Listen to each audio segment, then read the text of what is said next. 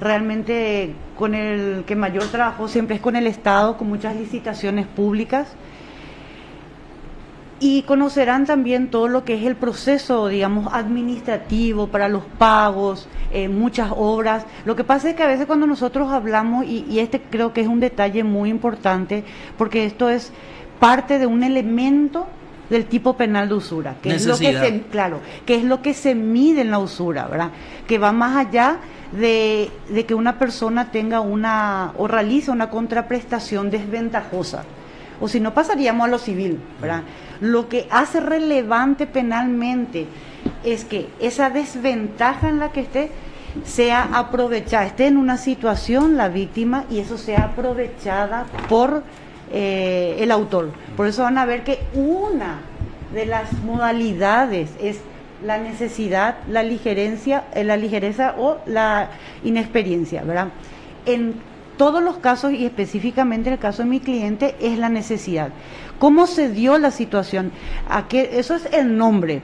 ¿Cuál es la situación específica, fáctica que tuvo la empresa?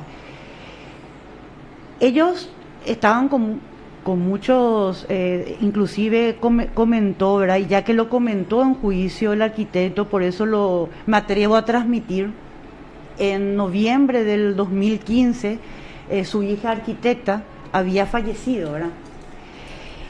Eso a él, por supuesto, lo puso en un estado de depresión, muy mal, inclusive comentó, estuvo con medicamentos, psicólogos, psiquiatras, ¿verdad? Por toda la situación, ¿verdad?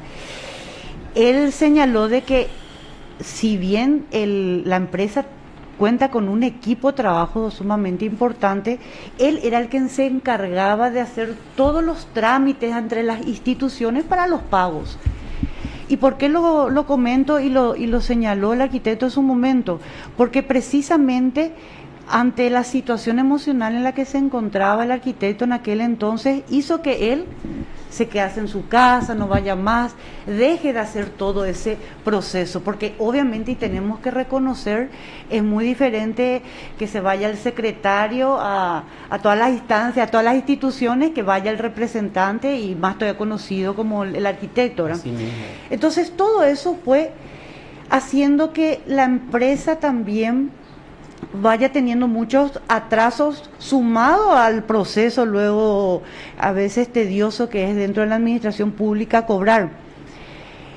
Esa situación hizo que de a poco, y eso es todo un proceso, ¿verdad?, de que se vayan quedando en una situación de iliquidez. Y cuando decimos iliquidez, no es la falta de activos. Vos podés tener activos, puedes tener casa, vehículos. Circulante, efectivo. Exactamente, eso es lo que siempre, desde el inicio en el proceso, nosotros señalamos.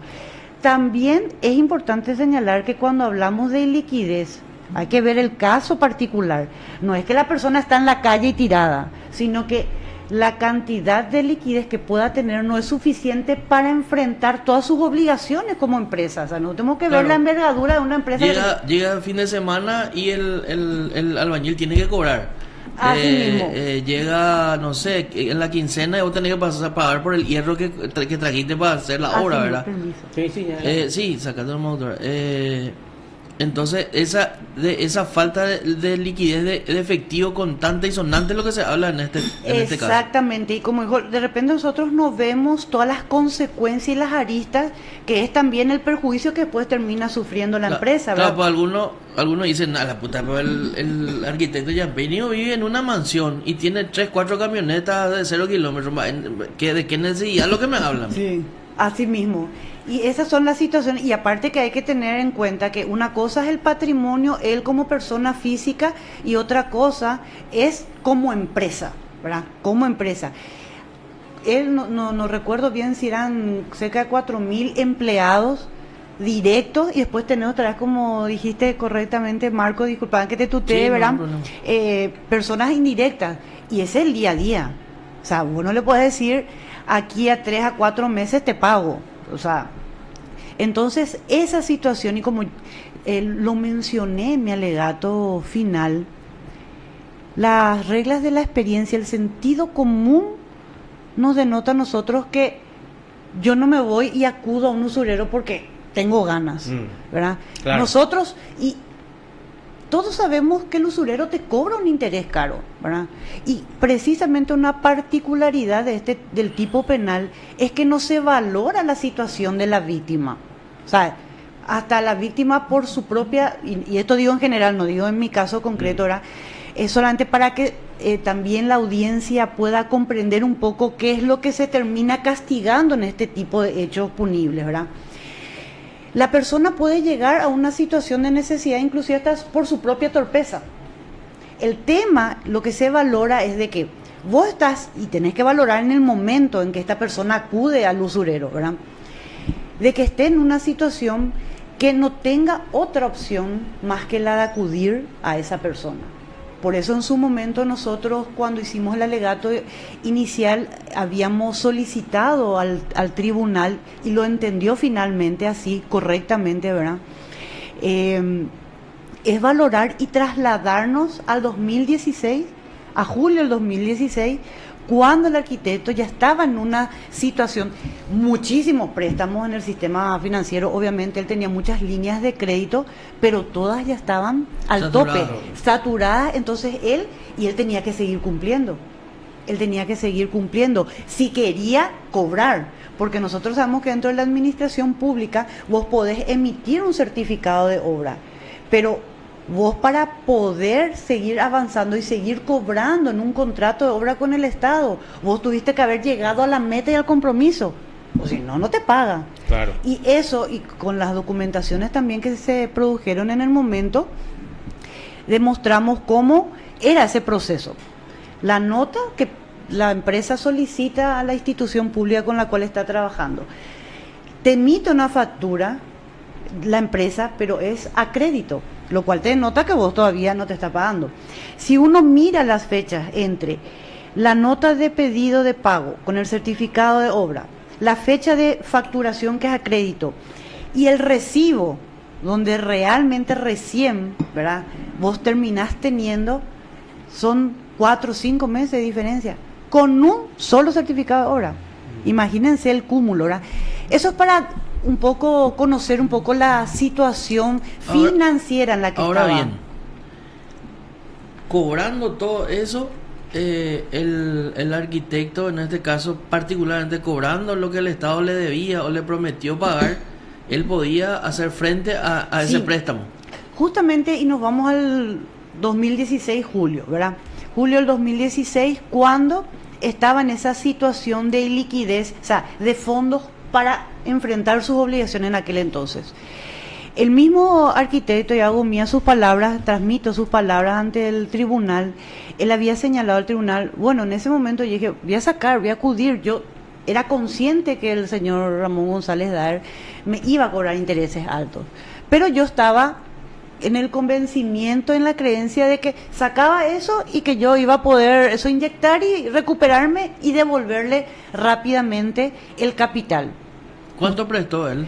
Él, el primero, porque realmente fueron en varios procesos, entre 1 año y 8 meses más o menos se dio toda la operativa, 1.880 millones y algo, ¿verdad? Ese fue el primer préstamo que hace a 15 días, imagínense, a 15 días, ¿eso qué significa? Que a los 15 días él tenía que devolver el capital.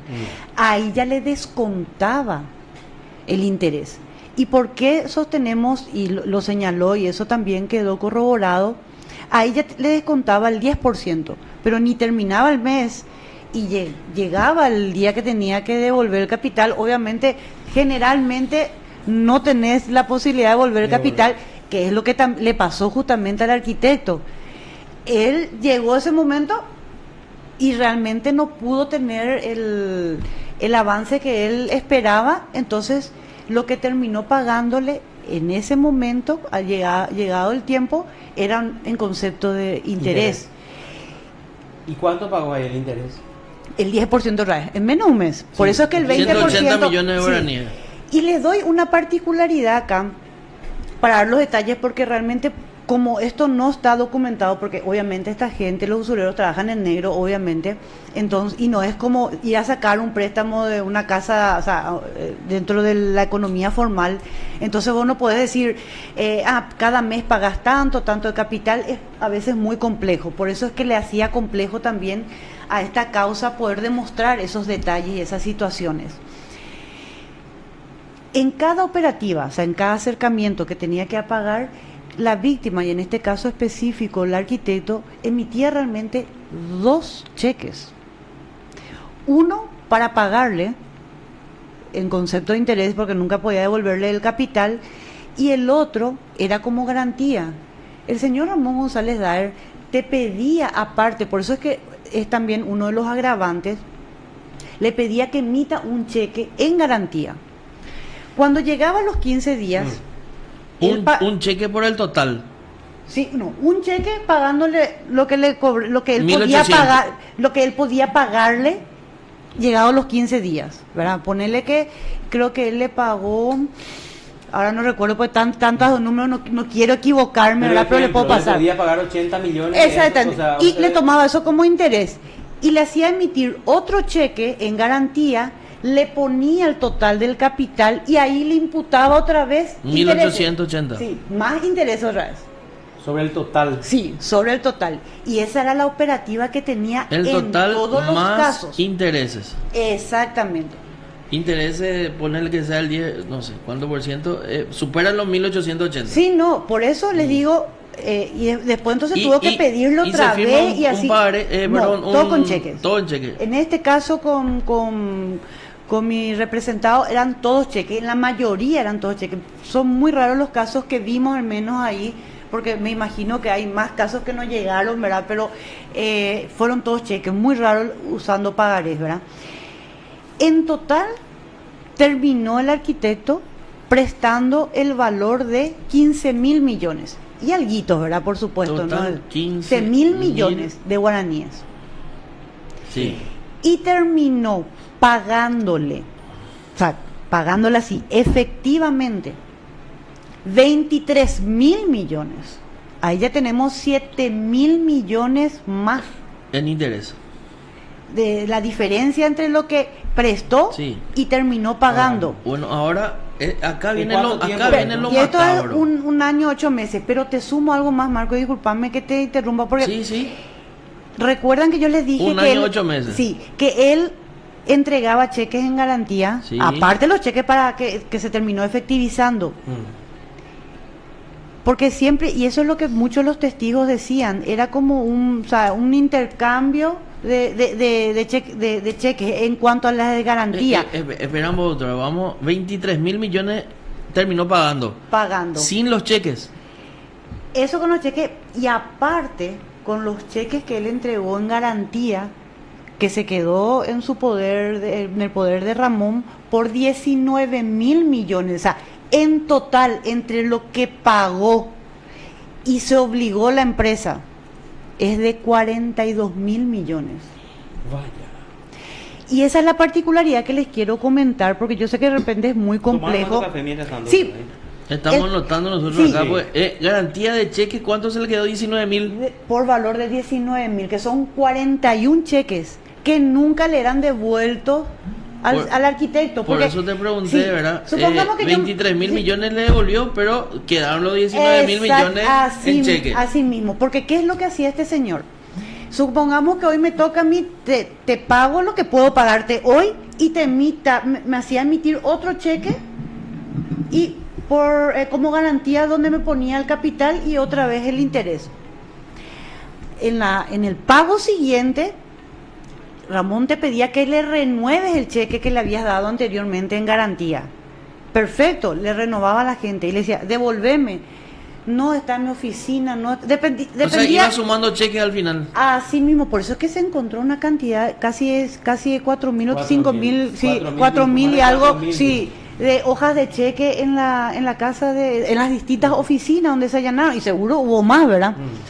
Es más, siempre le reclamaba para que le devuelvan. Y si por ejemplo la reunión con el arquitecto se hacía en su oficina acá del centro, le decían no, que estaba en su casa en Luque. Sí, se hacía la reunión. O sea, eso en no Luque. es un cuento, eso es real. ¿Real? Porque viste que Sí. dentro de las cuestiones ficticias y no sé qué cosa y todo lo que se cuenta era eso, era, se iba a su casa la gente y le decía, bueno, acá te traigo por mi casa. No tengo tu título, acá tengo en mi oficina. Así mismo. Y eso es verídico y se comprobó no solamente con el caso de mi cliente, sino con todos los casos que se produjeron en el juicio. ¿Qué pasó después? Cuando ya, porque él utilizaba justamente... ¿Qué pasó con esos 19.000 millones? Ahí vamos, les cuento, y realmente es para, o sea, es para asustar, es para asustarse porque es el reflejo de toda la operativa que hacía con todos. ¿Vos sabés lo que es prestar 15.000 millones y te encontrás después un total de 42.000 millones? O sea, nunca más vos te vas a poder recuperar, no sé. No. Con razón. Algunos nos pusimos eufóricos el viernes. Y con razón, esas lágrimas del muchacho. Sí. Digo muchacho, pues no me acuerdo su nombre. Yo Adolfo, para los nombres soy Adolfo. Adolfo, ya no está, ya lo acabo Sí, de... Adolfo Mendoza. Bueno, doctora, después, ¿qué pasó con los 19.000? Y ahí quedamos. Cuando ya el arquitecto le dijo, mira, porque el otro le seguía presionando, porque, ¿qué es lo que? Por eso yo siempre desde el inicio decía que el señor Ramón le exigía como supuesta garantía. ¿Por qué? Porque él desde el principio sabía de que esos cheques que él exigía como garantía era su arma para seguir manteniéndole en zozobra y constreñimiento. Por eso es que correctamente el tribunal, en su momento cuando emite su sentencia y señala los fundamentos de su decisión, y dice, este es un tipo penal que está dentro del capítulo de delitos contra el patrimonio. Pero este hecho punible en particular también se ve afectado otro bien jurídico que es la libertad, porque dependiendo de qué instrumento utiliza el autor, afecta tu libertad, que en este caso el constreñimiento. Porque ¿qué es lo que hacía este señor? Con esos cheques que él se quedaba y a sabiendas de que eran la cuenta era con cuentas insuficientes, ¿qué hacía este señor? Les amenazaba que iba a presentar ante el banco. Obviamente la gente que se dedica al comercio, eso le mata, comercialmente. Le mata comercialmente, entonces terminaban cediendo. ¿Qué pasó con el arquitecto? Le dice, mira, no, yo ya no te puedo pagar más, yo ya te pagué 1000 veces más lo que me prestaste y todos los intereses todo, ¿verdad? ¿Y qué respondía González Daer? No, le exigía. Lo que sí, cuando se corta ahí la relación, ¿qué hace el señor Ramón? Todos esos cheques que él tenía se va y presenta ante el banco, de una, que era ante el Banco Basa, porque eran cheques que emitió de su cuenta del Banco Basa MIT. Obviamente, y esa era otra modalidad que él tenía, presentaba una cuenta, insuficiencia, 2 insuficiencias, sabía que a la tercera, cancelado. Por eso que todos los cheques vos vas a ver que tienen 3 sellos del banco. ¿Qué hizo una vez que presentó, hizo todo eso? Logró cancelar la cuenta. 4 de los cheques, de los 41, ejecuta civilmente, logra el embargo de los bienes de la empresa MIT, y los otros cheques restantes le denuncia por estafa. Es más, la denuncia por estafa lo hace ya siendo el señor Ramón González Daer investigado por la unidad. Él estaba ya siendo procesado y aún así le denuncia por estafa. Y que increíblemente, y saliendo del modo operandi habitual del Ministerio Público, se desestima. Exactamente, y hay que reconocer, yo siempre digo que cuando los trajo el doctor Delfino y el juez fue el doctor Jean Paul López, sí. El que hizo lugar a la desestimación. Pero cuando la investigación ya estaba en proceso. Ahí ya sabía todo, ¿verdad? Y hay que reconocer otra vez para que vean la intensidad criminal de este señor, que apela otra vez la decisión del juez. Apela otra vez. ¿Y dónde está? ¿En qué cámara está? Ya bajó porque revocaron. ¿Qué? Revocaron, sí. Revocaron la decisión y bajó otra vez. ¿Revocaron la desestimación? Sí. Revocaron la... ¿Y quiénes son esos héroes? Y Si mal no recuerdo el nombre, o sea, la cámara no recuerdo, creo que es donde está el doctor Emiliano Rolón y eso. Pero hubo un voto en disidencia el doctor Gustavo Santander, Ocampo. Ocampos, sí, sí. Pero obviamente considero que se va a tener que desestimar nuevamente, ¿verdad? Porque ha quedado demostrado de que esos cheques no son producto de ninguna estafa, ¿verdad? ¿Cuándo ocurrió eso? ¿Cuándo la resolución de la Cámara de cuándo fue? Yo creo que fue entre el año pasado y este año. Tengo que confirmarte, Carlos, no quiero. Viste que si tengo tanta información de repente que ahora no recuerdo. Pasarnos, sí, es interesante. Sí. Para mirar, lo que sería interesante mirar esa carpeta que hace rato buscamos. La carpeta, claro, volviendo a la estafa nomás, ¿verdad? Viste que yo suelo decir acá, y Carlos me dice, ¿por qué algo cosa tan difícil? Pero para mí hay algunos hechos punibles que por su construcción, por los verbos rectores, el complemento, es tan complicado que se dé. La estafa, la lesión de confianza y el tráfico de influencias. Eso para mí es tan complejo que un fiscal construya y presente ante el Poder Judicial, ¿verdad? Sí. Ahora bien, al presentar y tener la famosa cuenta cancelada, ahí él tiene, entre comillas, tiene el instrumento para decir, mira, me estafó. Así mismo. Me estaba dando cheques y había sido, él ya tenía la cuenta cancelada. Así mismo, eso. Y mira, te doy otras cosas que no se dieron en el caso del arquitecto, pero otras particularidades de la operativa para ver nomás cómo operaba este señor. Y que cuando nosotros como querella sostuvimos en nuestro alegato inicial, se pudo demostrar la alta codicia de este señor. Sí. Una avaricia impresionante. Una enfermedad atroz. Sí, porque él, aparte de prestar dinero, él también hacía otra modalidad de préstamos que se llama el descuento de cheques. Tanto en los casos donde él prestaba o donde él hacía descuentos, recibía como parte de pago, porque todas las operaciones él instrumentalizaba a través de cheques, recibía cheques de terceros. Y estas pobres personas, que, o sea, te digo también los otros, ¿verdad?, que tuvieron el infortunio de que cayera en poder de este señor esos cheques, él cuando llegaba al punto de denunciarle por estafa, no solamente le denunciaba por estafa a la persona con quien tuvo esa relación crediticia, sino también al tercero, que nunca tuvo ninguna relación, y se iba y decía, y eso está probado en juicio, en sus denuncias, de que esto es producto de una relación. Pero esto es macabro, ¿sabes por qué? Porque en realidad, ¿y cómo se da el engaño entonces si yo no te conozco a vos? Totalmente. Yo no sé si llegaste a escuchar el testimonio de la señora Tania Villalba Dickel. Sí, escuché. Ese es el caso. ¿Cómo Carlos me va a decir, por ejemplo, vos me estafaste, Marco, y yo nunca en mi vida le vi a Carlos? Así ¿Y cómo se produce esa construcción penal de engaño?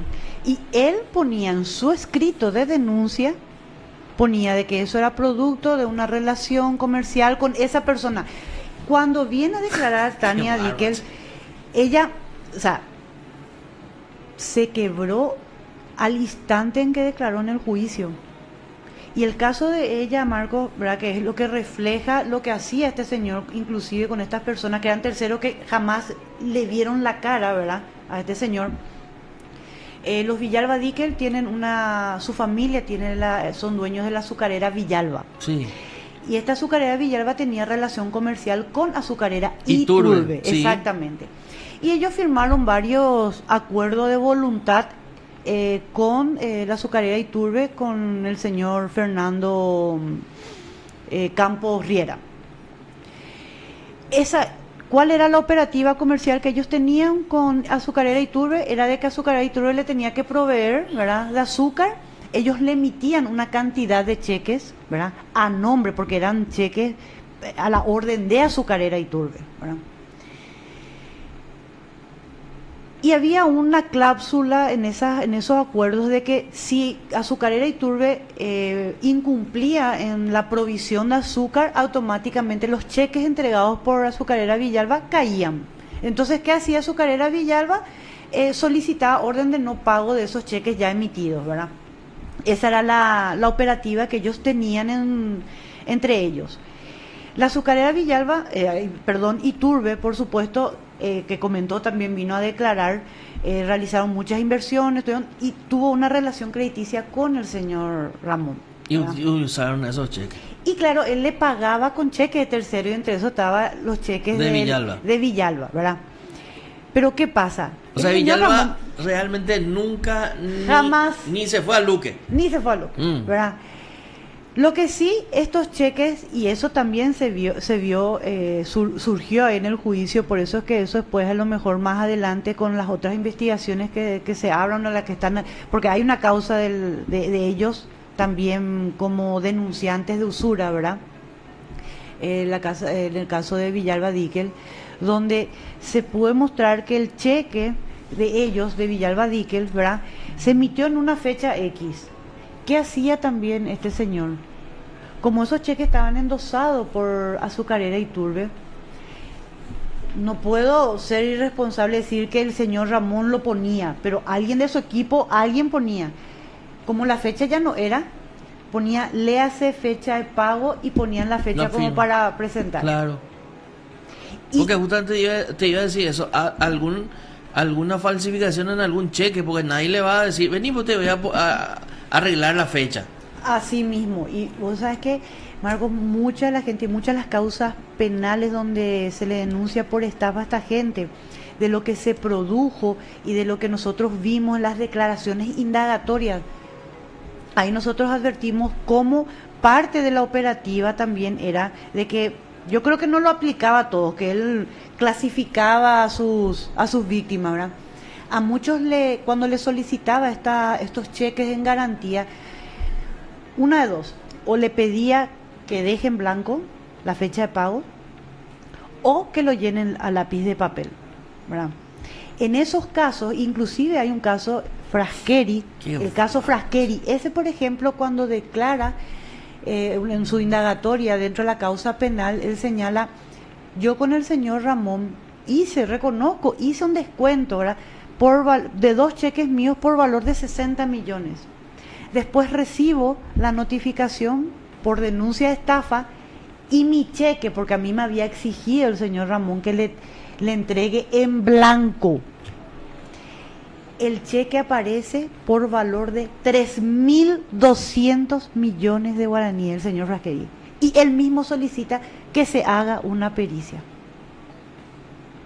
Por eso digo, Marco, sí, vamos a estar toda esta mañana contando los detalles de 60 millones a 3.200 así millones. Mismo. O sea, él estaba, era incontenible su avaricia. Así mismo, por eso es que nosotros señalamos. Y obviamente su falta y la facilidad con que se movía en el sistema judicial, obviamente le ayudaba muchísimo, ¿verdad? Porque yo, por ejemplo, no creo ni vos, ni acá Elio, ni Matthew se animen a adulterar nomás o a poner nomás números en un cheque y ir a presentar como estafa, ¿verdad? Totalmente. O sea, a sabiendas que todo eso se puede descubrir. Que se puede hacer una pericia interesante, que el fiscal no te va a decir, ¿y cómo vos le prestaste esto? ¿Y por qué le prestaste? ¿Y en base a qué? Además, si hablamos de una relación comercial, no estamos hablando de una cuestión civil. Si estamos hablando de estafa, estamos hablando de engaño. Y que vos me prometiste entregar una cosa de valor idéntica a la plata que yo te estoy dando. Sí. O sea, vos sos mi proveedor de heladera, para poner un ejemplo claro. Sí. Yo te doy 80 millones y vos me decís, por 80 millones te voy a dar heladera. Sí. Si vos no me das heladera y en realidad nunca tuviste la posibilidad de darme la heladera, es estafa. Pero no prestando plata nunca. O sea, y además nuestra constitución otra dice, está prohibida la prisión por deuda. O sea, de ahí ni ya viene esa carga moral y jurídica que tienen los fiscales de no ser tan fáciles. Sí. No, totalmente. Y como, o sea, contándole esto, ese último de Frasqueri, ese realmente es de enfermo, de enfermo mental. Y no es el único caso que resaltaron que había una falsedad en los cheques, porque como si por ejemplo fue un cheque donde se puso la fecha, ¿verdad? Porque eran cheques a la vista o cheques de pago diferido, ¿verdad? No recuerdo el nombre, porque son como más de 150 causas que vimos, ¿verdad? Por ejemplo, 2011 supongamos que emitió el cheque y que le ponían así el 4, dependiendo del año, y le falsificaban. O sea, nosotros acá tenemos un sinnúmero de situaciones y eso es lo que nota lo que era este señor, ¿verdad? Que no tenía freno. Y como puse, y yo creo que es digno de volver a resaltar, no tiene un ápice de humanidad. No sé si ustedes pudieron verle el día que se estuvo leyendo la sentencia, sí. La actitud de este señor, ¿verdad? Que todos por lo menos esperábamos que uno puede terminar, no te digo, si no quiere reconocer, pero por lo menos tener una actitud más humana. Y el hijo demostró otra actitud, ¿o no? Se lo vio así más para ser objetivos, ¿verdad? Para ser objetivos, sí, la actitud del hijo es muy diferente, muy diferente, ¿verdad? Pero la del señor realmente, uno esperando por lo menos, no sé, alguna actitud de arrepentimiento o de por lo menos de empatía, ¿verdad? Pero nada, todo lo contrario, más bien su mensaje era de soberbia.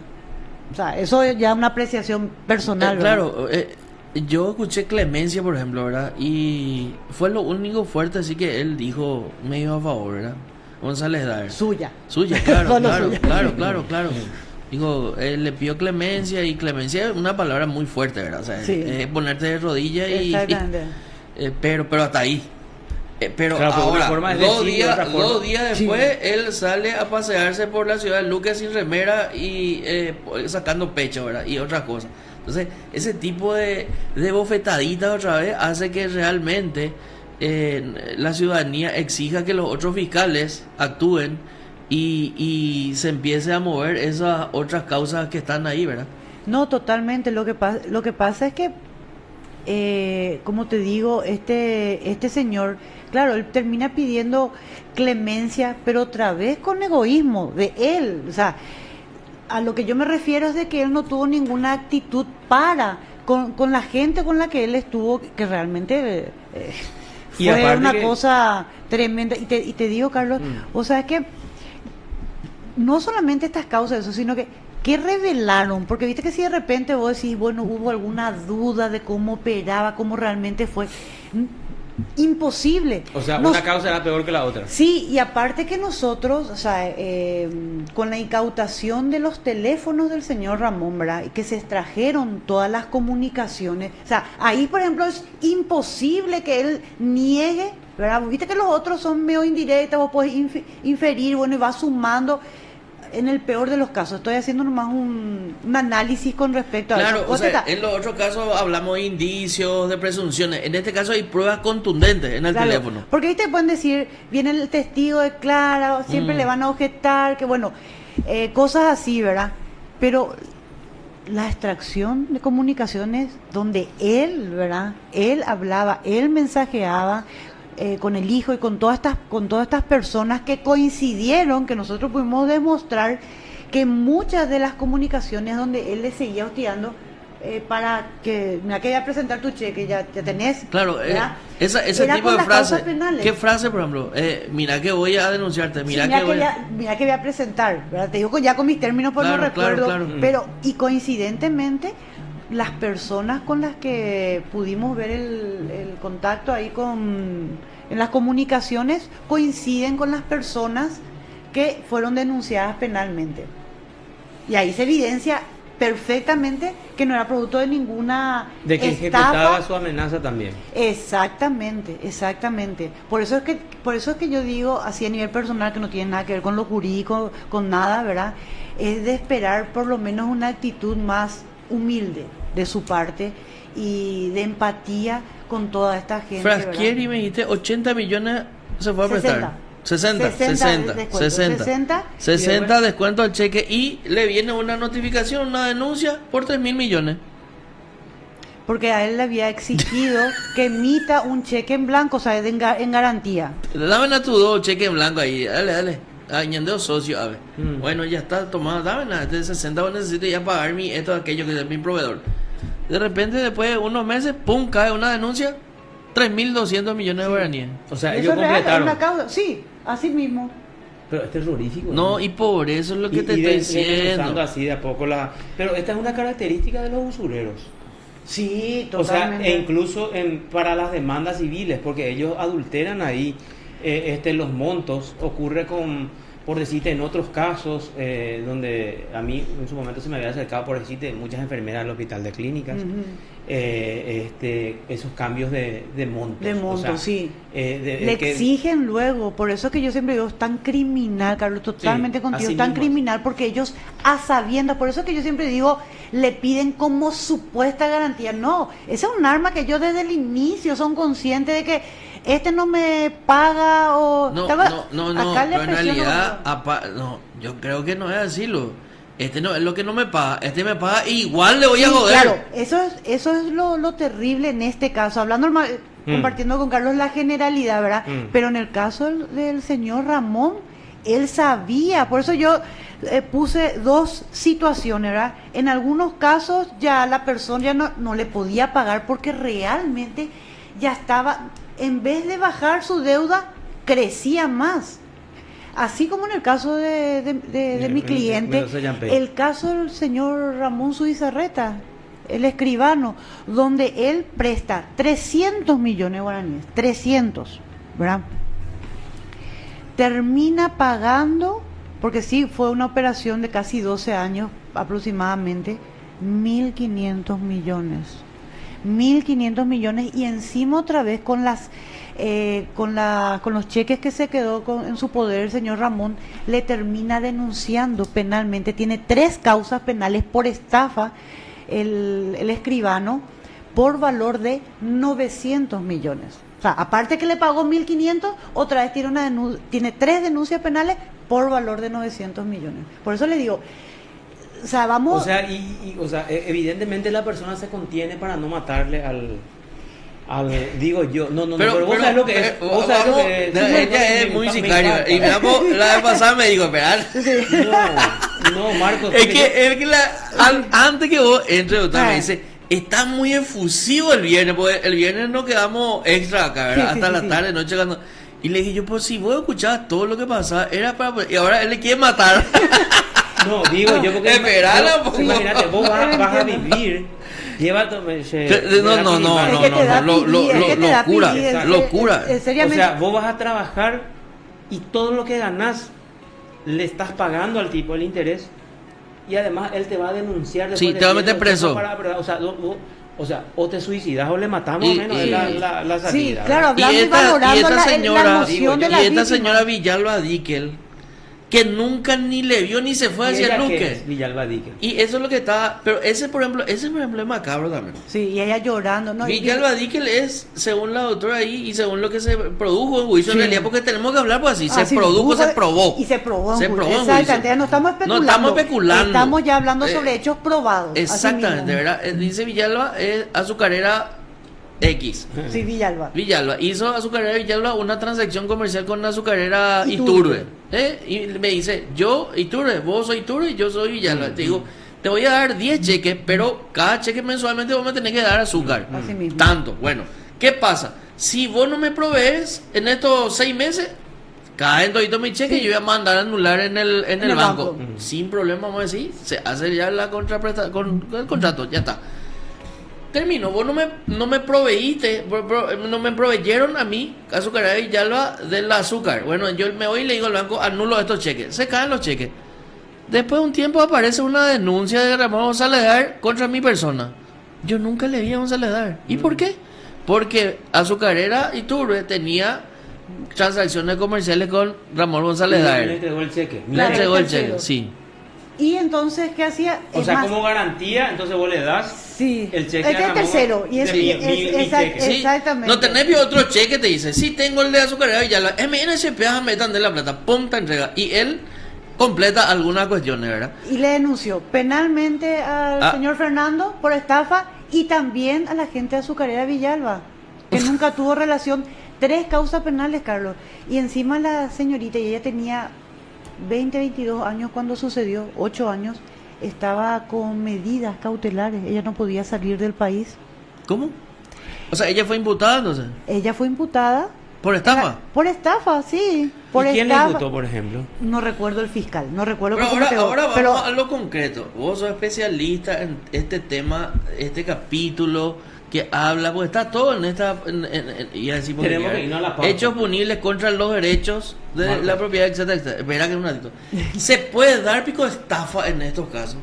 Y que nos expliquen después de la pausa la doctora, porque son las 10, hay que cumplir con los auspiciantes. Las 10 y no me Las 10 y 1 minuto. Mientras tomamos agua, le vamos a traer agua, tomamos más café. Sí. Porque realmente es impresionante. O sea, yo no sé si o sea, hay que tener esa maldad, sí, o no sé cómo decir, para carburar y procurar de dejarle en la calle sin el bien, e incluso meterle preso a una persona y quedarte con sus bienes. O sea, es realmente macabro, sí. Eso es malo. Por eso yo una teleoyente me dice, inviten pues a creer en la justicia, dejate de joder, dice. Está refiriéndose al tribunal este que revocó ¿revocó? ¿Se dice? Revocó, sí. Revocó la desestimación, ¿verdad? Y por eso tenemos que revisar ese caso y el caso de la chica esta. Tenemos que mirar esa carpeta fiscal. No sé cómo vamos a poder conseguir. Seguramente el fiscal tiene todo, ¿verdad? Sí. O no. El fiscal ha de tener esa carpeta para poder... O la señora Villalba. Evidente tiene, sí, ¿verdad? Tiene 3 causas penales, tiene la señora. O sea, con ella y su hermano, porque el hermano también, ¿verdad? El hermano también. Y eso es lo que hacía el señor Ramón. Y ella es la que de entrada se quebró al... Exactamente, ella es la que de entrada se quebró. Porque es imposible, imagínatelo, o sea, ella es demandada, ella es imputada, ella es procesada, sí, tiene todo. prohibiciones, sí, y ella nunca tuvo ninguna vinculación con Ramón González. ¿Y vos que dijiste el elemento principal de la estafa? Sí, el engaño. ¿Y cómo te va a engañar a alguien que vos no le conocés? Sí. ¿Y nunca le viste en tu vida? Así mismo. Entonces, ¿cómo es lo que los fiscales no se dan cuenta de esto? Déjense de joder. Bueno, pero eso es otro punto a analizar. Creo que ya le dije a la doctora, porque hasta ahora, si viene entrando en la fiscalía, ella también va a conocer muy bien, porque mucha gente usa eso como arma para cobrar. O sea, hablan del engaño, sin embargo son amigos. Es como si fuera que a Marcos yo le preste dinero, él no me devuelva, y después me voy y le hago una estafa. No hubo ninguna estafa porque él nunca me engañó, yo creí en él porque somos amigos, tenemos vínculos. Que en muchos casos hasta ahora se sigue dando en el Ministerio Público, y como es terrible cuando uno describe así un caso concreto. Es que prestar dinero nunca se puede traducir en estafa. Entonces, no sé, los bancos que no cobran te van a denunciar por estafa, ¿vio? No. Bueno, vamos a una pausa. ¿Y qué le preguntaste a la doctora? Y eso, si cómo se construye la estafa, y si en este caso concreto, en estos 156 por lo menos, se puede construir el hecho punible de estafa. Bueno, después de la pausa nos contesta la doctora Doria. Pausa y volvemos.